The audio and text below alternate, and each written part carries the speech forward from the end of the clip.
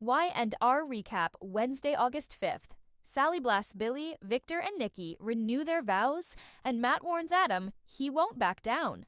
Victor and Nikki reaffirm their commitment to one another. Adam rants to Sally about Billy painting a target on her back for Victor, and then Billy shows up to dig his hole even deeper, infuriating Sally. Matt shares a drink with Kane and confesses all his old sins just in time to take the wind out of Adam's sails when he tries to warn Kane about him. Matt warns Adam that he's prepared to defend himself against the Newman family.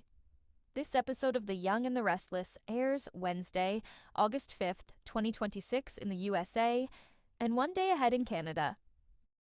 Genoa City Athletic Club. Matt admits his misdeeds to Kane, and Kane warns Matt that Phyllis could turn on him. Matt is sitting at the bar, leaving a message for Phyllis. He's stressing because he doesn't have any professional clothes for work when he starts at Arabesque. Kane is lurking behind him, taking an interest in his call. Matt also wants to know what his job title will be. He suggests Lord High Emperor of Legitimate Operations. It's at this point that he finally notices Kane standing behind him and wraps up the message. Kane asks if he heard Matt right that he's working at Arabesque for Phyllis, and Matt confirms it. Kane wants to know what the deal is. He thought Matt was planning to go after Victor. Matt admits he's not really interested in going after anyone. Kane suggests that working for Phyllis at Arabesque must mean going after people. Matt points out there isn't a whole lot of Arabesque to work with. Kane isn't offended and acknowledges there's basically nothing left of his old company. Matt tries to flatter Kane a bit, saying that back in the day it was the best. Kane is more interested in talking about Victor. Matt says he's just trying to get out from under Victor's boot heel. Kane thinks Matt must have already taken care of that, and Matt admits he's no longer doing Victor's bidding, and no longer living on the ranch.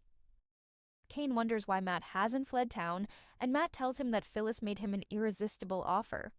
Kane suspects that Matt is being evasive, and Matt wants to know if Kane is upset that Phyllis has Arabesque. Kane promises to be straight with Matt if he answers his questions.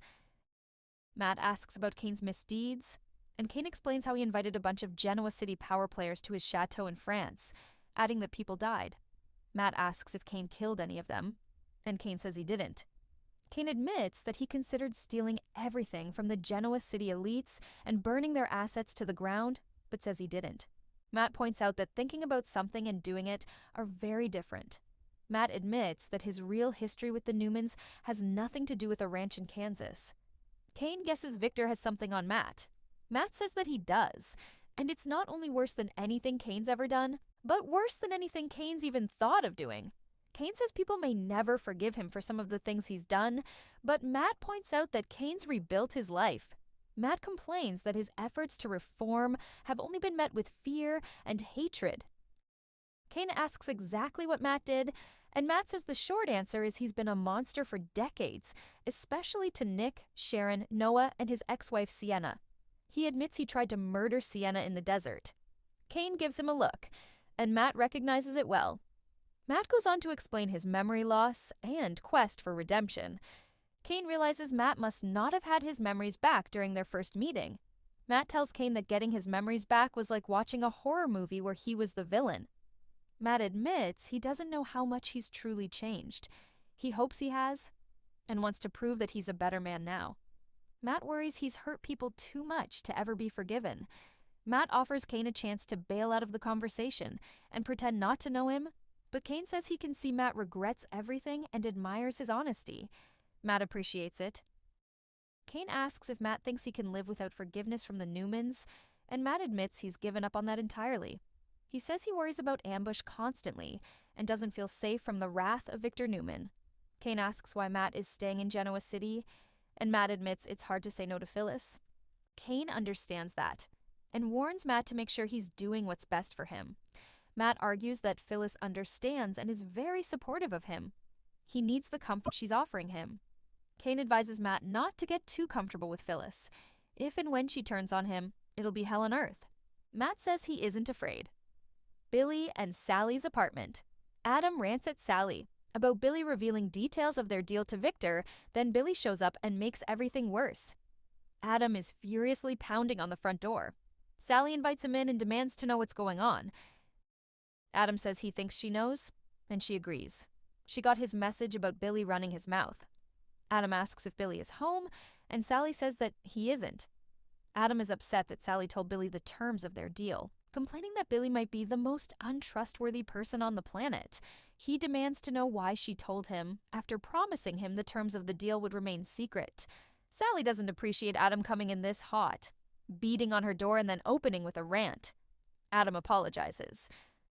Sally says she didn't have any choice but to admit the truth to Billy, but Adam doesn't accept that. He warns that Victor is beyond pissed, both at the deal itself and at Adam for making it. He sarcastically thanks her for the non-disclosure agreement. Sally says if Adam's just here to attack her, he can leave, adding that Billy's not the only one guilty of running his mouth. Sally informs Adam that she isn't even the one who told Billy, and that by the time she got home, Victoria was already eagerly telling Billy all about the deal. She argues that she tried to talk Billy down, but Billy instead ran straight to Adam. Adam complains that Billy had nothing but threats and was obsessed with the idea of protecting Sally from Adam. Sally says she's sure Adam held up his end of the fight and spun it so that it seemed Sally and Adam were dealing behind Billy's back. Sally is upset and points out that Adam promised he could handle Victor. Adam says that depended on keeping the secret. Sally says she was never going to keep the secret from Billy. Adam would have liked to know that going into their deal. Sally says just because Adam lied throughout their relationship doesn't mean that's how her relationship with Billy is. Adam complains that he's apologized more for his behavior in their relationship than for anything else in his entire life, and Sally admits she knows he's truly sorry. Adam says he arranged this deal to protect Sally, and that Billy has put her in jeopardy by revealing the terms to Victor. Adam admits he's avoiding responding to Victor until he knows what his next step is. He's not sure he can protect Sally, but he wants to. He asks her to rein in Billy so he doesn't make things worse than they already are. Sally is distraught, and Adam says she can thank Billy. Sally apologizes for confirming the details to Billy and blowing everything up, but says there's nothing she can do about it now. Adam agrees and apologizes for bothering her. Adam detects a strange food odor, and Sally admits that she's been eating peanut butter and sauerkraut. Adam remembers that she used to eat sardines and hot fudge during her pregnancy while they were together. They both agree that was gross. Adam asks about the baby, and Sally says he's good, and less stress than business. Billy arrives home and demands to know what Adam is doing in his house. Adam says they were just finalizing the Newman media deal, and Billy says that should happen during business hours. Billy brags about how upset Victor was to learn that Adam paid for Newman Media, and suggests that Adam has no chance to take over the family empire now. Adam tells him to shut up, and Billy says to enjoy Newman Media while it exists, because Spectra Charles is going to run it into the ground. Adam leaves, and Billy asks if Adam upset her. Sally says she's not upset about Adam. She's upset at Billy. She can't believe Billy chose to antagonize Victor. Billy admits it felt good. Sally tells Billy that they'd agreed to keep the compensation private. Billy says Victor goaded him into revealing the details, but refuses to apologize for having her back. Sally is enraged. She doesn't think picking fights she doesn't want counts as having her back. She complains that Billy said he trusted and respected the way she does business, and ran straight to Victor to undermine it. Sally says Billy may have made it impossible for Spectra Charles to avoid Victor's wrath. Billy apologizes and says he should have kept his mouth shut. Sally doesn't think that's good enough. Billy wants to fix it, but Sally doesn't know how he can. She says that he lit this fuse, so he'd better find a way to put it out. She storms out of the room. Newman Ranch Victor and Nikki get married all over again, and even Nick is there to share the joy. But Adam isn't. Nikki arrives home from shopping and finds the living room filled with hundreds of red roses. Victor greets her and hopes she doesn't have any plans for tonight. Victor and Nikki share a drink, and they're both pleased that they found their way back to each other. Victor pulls out Nikki's ring that she'd returned to him. He asks to return to her, and she allows him to place the ring on her finger. Victor asks her to marry him again, and she says she would marry him 1,000 times over. Several people enter, including Nick, Claire, Abby, Victoria, and Michael, apparently all prepared to witness their recommitment ceremony right now. Nikki is concerned to see Nick, and he says there was no way he would miss this, promising his recovery is on track. Victor informs Nikki that they're to be married again. Nikki says they'd need someone to officiate, and Michael raises his hand. This isn't what Nikki had imagined at all, and she says there's not a chance she's doing it this way. Nikki clarifies that she can't marry Victor again dressed the way she is. Victor says if she goes to her room, she'll find something more appropriate to change into. Nikki and Victoria leave to get her into her dress, and Michael pours drinks for himself, Claire, and Abby while Victor has a chat with Nick. Victor is proud of Nick's strength and recovery. Nick asks where Adam is, and Victor admits they had a falling out over Newman Media. Adam isn't responding to his texts.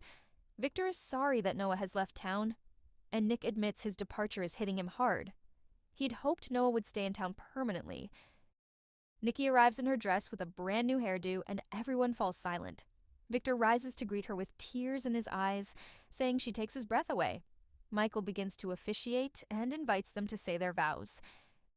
Victor and Nikki tearfully exchange vows, and Victor places a ring on Nikki's finger again. Michael says Victor may kiss the bride, and he does. Everyone applauds. Abby makes a brief speech thanking Victor and Nikki for including her in their ceremony. Claire thanks them for welcoming her into the family and is glad to see Nikki and Victor back together. Victoria admits that she nearly lost hope for their reconciliation, and Nick says Victoria always gets her way before rising to make his own speech. He's grateful for the example Nikki and Victor have set. He says they've proven love can conquer all. Genoa City Athletic Club Adam tries to warn Kane about Matt's past, but Kane already knows. Matt warns Adam that he's prepared to defend himself from the Newman family. Adam arrives and demands to know what Matt is doing here. Adam starts telling Kane the truth about Matt, but Matt says Adam is too late because he's already admitted his past to Kane. Adam wants to make extra sure and begins listing Matt's crimes. Kane agrees that Matt has admitted to all of this. Adam warns Matt that he has no options since he's crossed Victor, adding that he should take it from someone who knows. Kane says Adam's made his points and asks him to leave so he and Matt can finish their drinks in peace. Adam wants Matt to leave town, but Matt says he plans to stay and warns that he's capable of defending himself. He says he would appreciate being left alone.